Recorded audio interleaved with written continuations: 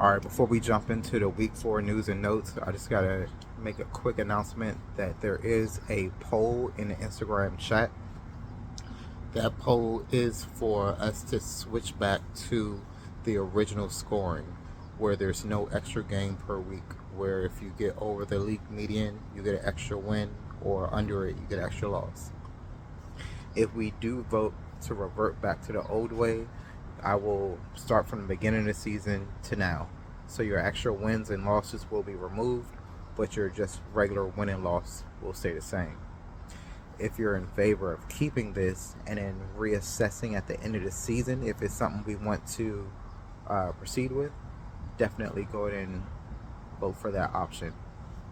Just to make it clear, the purpose of the extra game per week is to balance out the league, so that those teams that are the stronger ones, who are consistently hitting 140, 150, 130 each week, they're staying at the top of the league because those are actually the strong teams, versus the teams that may be getting 101, 102, 103 each week, but somehow finding a way to win. While you still get your win, it's just a way to put in place to show that your team isn't quite as strong as the other teams who are killing it each week, which will more than likely show up in the playoffs. But vote on that, think it over, and let's get to the notes. Well, this week we spent hours watching a game and nobody won. At least we finally know how the Titans feel. I would say ties are the dumbest thing in the NFL, but Brian Callahan exists. You do know we didn't lose, right? Dallas Eberflus is awful. He gave up 3 touchdowns to Megamind. All right, we're going to try to change the overtime rules. Does anyone have any suggestions? I vote we get rid of the ties. That's a great... Why didn't I think... How are we going to do that? While we're at it, can we change the landing zone rule? Arizona, what is wrong with your offense? Our offense is not that bad, outside of passing, catching, blocking, and play calling. It's like Kyler and Marvin Harrison Jr. don't even have the same playbook. Yeah, we switched it out with a coloring book. He hasn't even noticed yet. Guys, is Bluey blue or pink? Okay. I still cannot believe USA lost the Ryder Cup. Speaking of embarrassing ourselves in front of the Irish, where's Carson Wentz?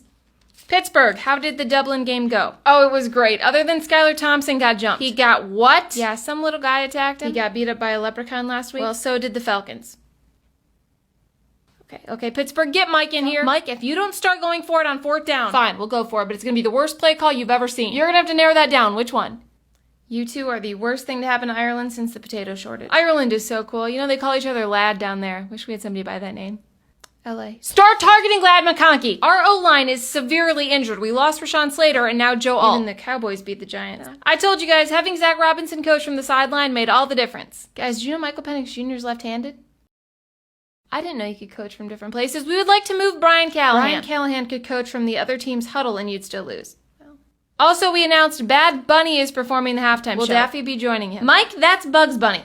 I don't really know any of his songs. Don't all his fans speak Spanish? Yes, there is a slight concern Bad Bunny's fans have never been anywhere near a Super Bowl, but neither has Lamar.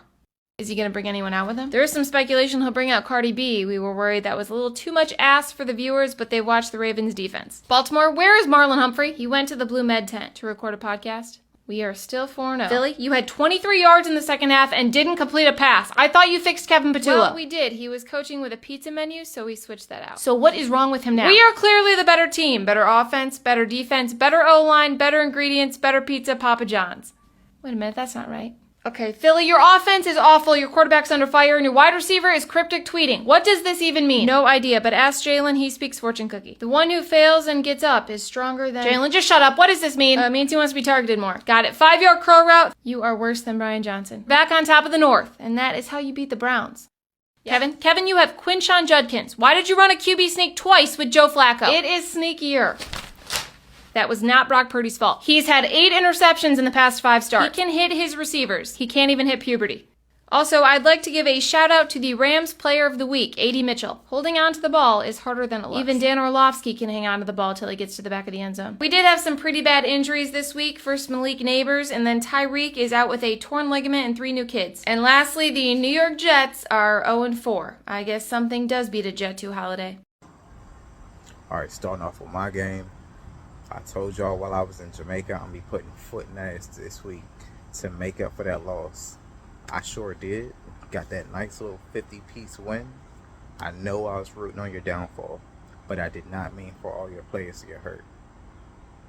Prayers up for Malik. Moving on to our next match. Quinn and Jake. I thought this was going to be Quinn's week.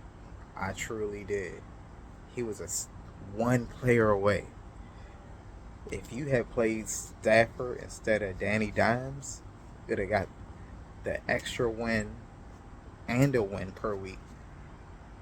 But Jake pulled it out. Jake's team's got a lot of dogs on it. Jake's been showing up week after week. Hey, it's going to be a tough out in that division. I think this was the game of the week I picked. Joey and Chris, two of the big dogs in that division. I'm happy to be out because y'all got some scary teams over there. But Chris pulled it out. Sea Dogs is over there barking. He's don't really got a weak spot on the team. I don't really see that. I mean, he lost Tillman, but I mean, damn, we lost Tillman and Hill? Okay, it's fine. He's still got a squad over there. Holla at me. I can make a trade with you. Next up, Sean and Vinny.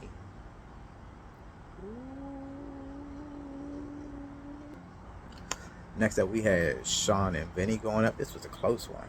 It was decided by 5 points. Pat went off. May went off. Saquon went off. That's where Sean got screwed. Derrick Henry only got him 7 points. King Henry, you know what it is? Vinny takes King Henry every year. It must have been that synergy they got. He was like, against Vinny, I can't do that. So you ain't really have a shot this week, Sean. It was a little back room door deal that they worked out. Anywho, hey, I don't know who Brandon is. Cody brought him in, but Brandon has been whooping ass. He's 5-3, came in, dubbed up Cody by 60 points. I got you this week. I ain't gonna talk shit yet, but I got my own you, Brandon. We'll see what happens this week. I ain't going out like Cody though, by no 60. But last up, we got Jeff and Sky. I was actually watching this one like a hawk on Monday night, because if Jeff won, that meant they both go to 4-4. But if Sky had won, he'd have went to 5-3, even 6-2 if he had scored high enough. Thankfully, he didn't, putting me only one game back. So Jeff got some guys. He got a lot of guys who did their job. Nobody went crazy except for St. Brown. Everybody else just showed up, did their job. And that's all you can ask. Alright. So we're going to finish off with a look at our standings. Look at our stars of the week.